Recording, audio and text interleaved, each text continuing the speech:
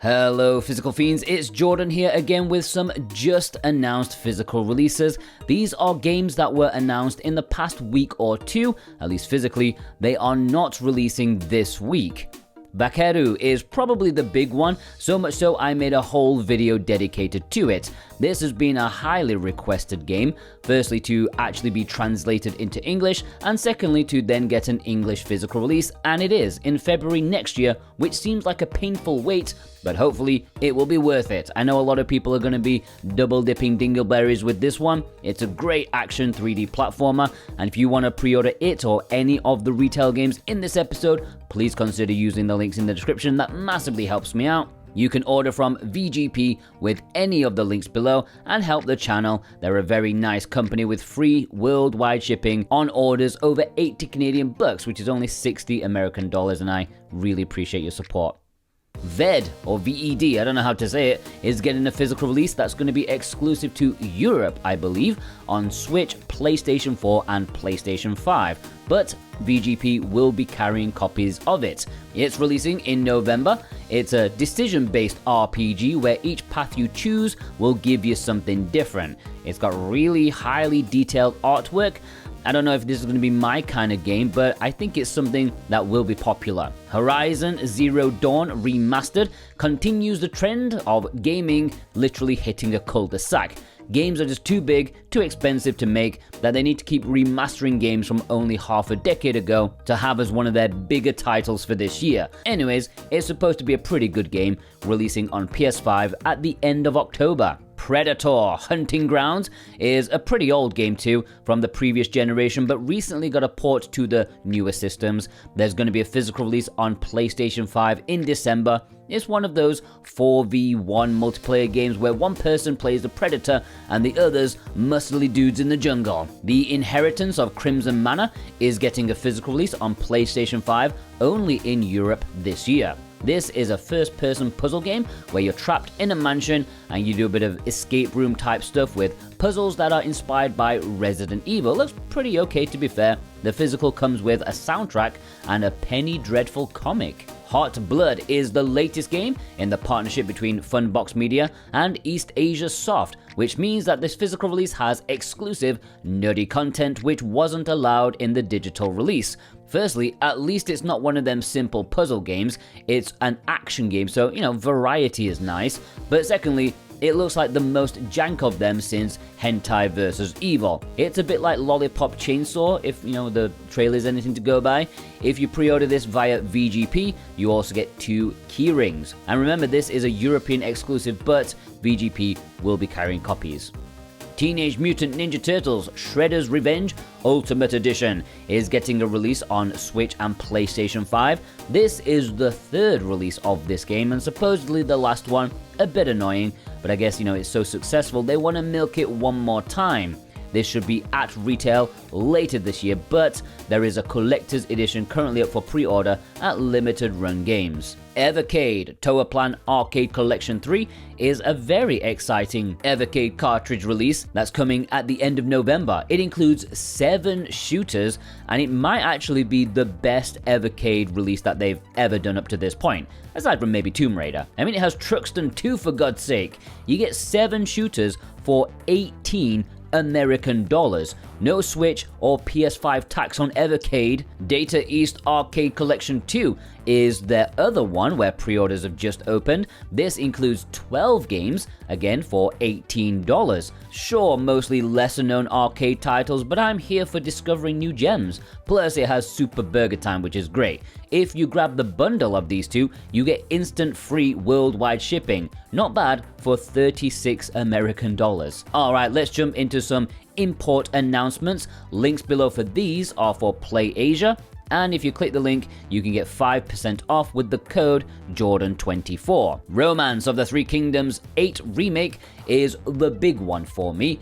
We always knew there would be a Japanese release and a Chinese release, but they would not have English. However, a couple of days ago, Play Asia popped up a listing for an English version in Asia on Nintendo Switch. The cover is still a placeholder, and the title of the listing doesn't actually say multi-language.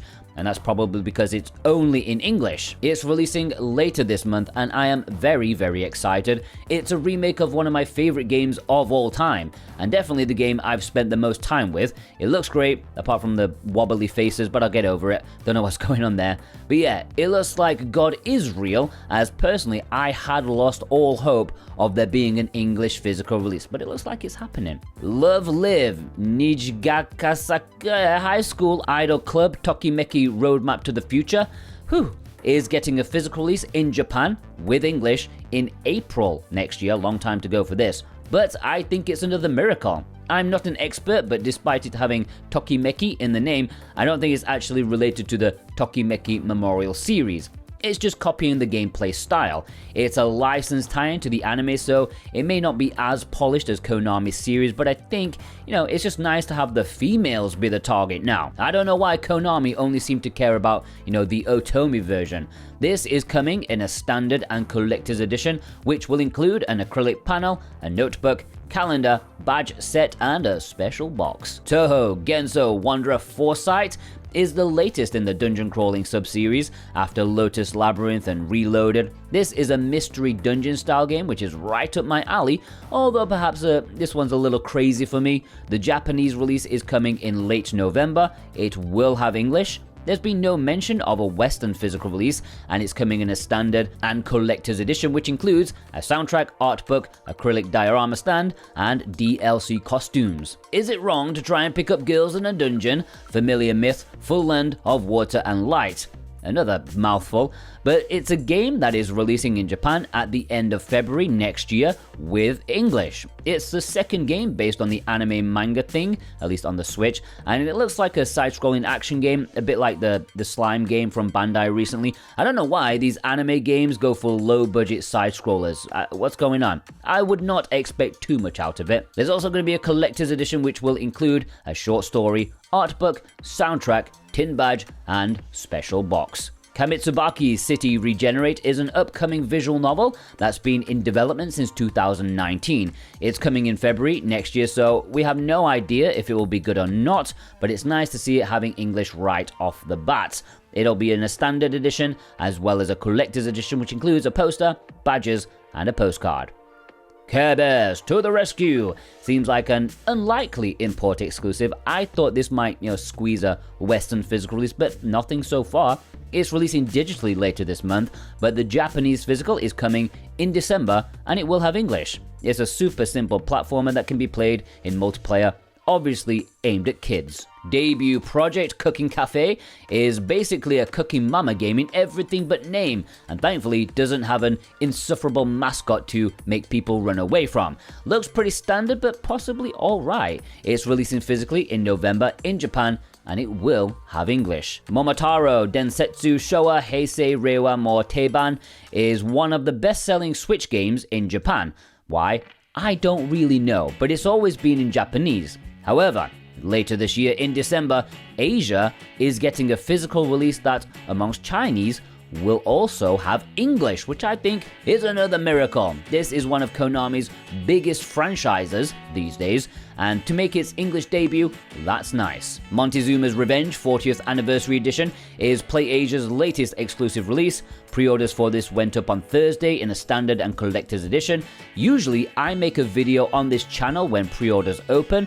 However, if you watched my Monday's video, you'll remember I wasn't exactly enamored by this release. I think it might be the worst one they've ever done. I'm not dissing like the original game, I'm sure it's fine, but the remake looks kind of horrendous.